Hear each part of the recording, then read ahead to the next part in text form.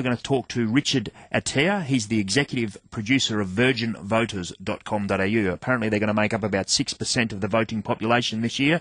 Very, very important demographic.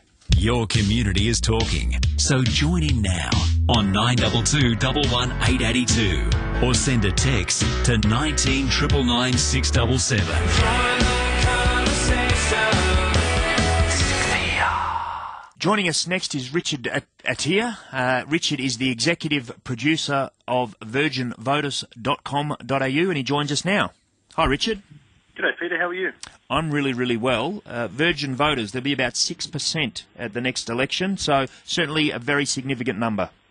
Yeah, we did the maths after the last election. It was so close. Obviously, we had a minority government for the last 3 years. And we did the maths and thought, what would happen if first-time voters all voted one way or another at this upcoming election? And we discovered that they equate to 6%. So 6% of people are going to vote for the very first time, give or take, at this election. And more than a third of the seats up for grabs, more than 50 seats, will change hands if they all vote one way or another with a swing of less than 6%. So we thought that was quite significant. And with that in mind, you've created virginvoters.com.au. Tell us about virginvoters.com.au and what's it all about? Okay, well, Virgin Voters, basically, it's a place where we're encouraging first-time voters to come and share their thoughts and opinions about the politics, the election, the politicians, and basically tell Australia what's important to them and why. We've got first-time voters in every state and territory around Australia who are interacting with us, sharing their views and basically saying to the politicians, hey, there are a certain number of things that I want you to talk about, and you're not talking about them, and so I want to tell you what you need to talk about to win my vote. And with some of the first-time voters who have been involved thus far, Richard, what are some of the things that are important to them? Well, it's been quite interesting. One of the questions that we've been asking and that we will continue to ask and that we'll ask on our TV show that launches next Monday is if the politicians want to be relevant to you, what do they need to do and what do they need to say? And the issues that are coming up are things like the NBN, things like education, funding for tertiary education, obviously at universities around the country. Obviously, gay marriage is a big issue, and I thought most 18 to 21-year-olds would say, hey, we support gay marriage, but It's quite interesting to hear the views that are coming back as to why they support and why they don't support gay marriage. And even today we were doing an interview for our TV show with a first-time voter in Victoria, and she was saying foreign aid is an important issue.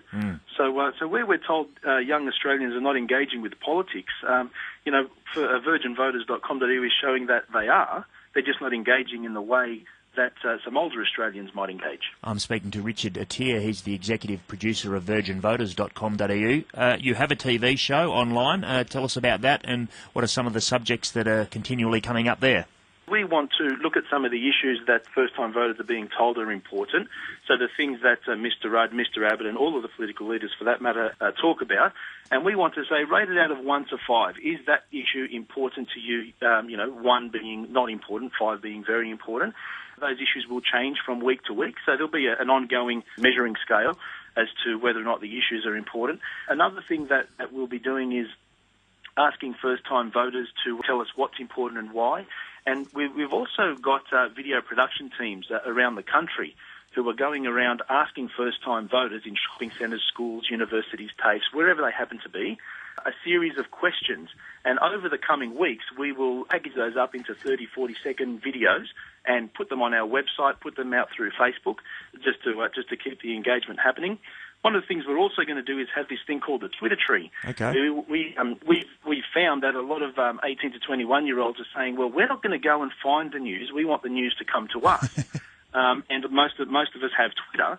So being Virgin Voters, we said, hey, well, why don't we set up a Twitter tree where we're encouraging politicians who want to connect with 18 to 21-year-olds to follow us on Twitter. We'll pop them on a little fun graphic that we've got called the Twitter tree. Yep. Where and we'll find some of the tweets and we'll read them out, and then we will get 18 to 21-year-olds to obviously engage and tweet back.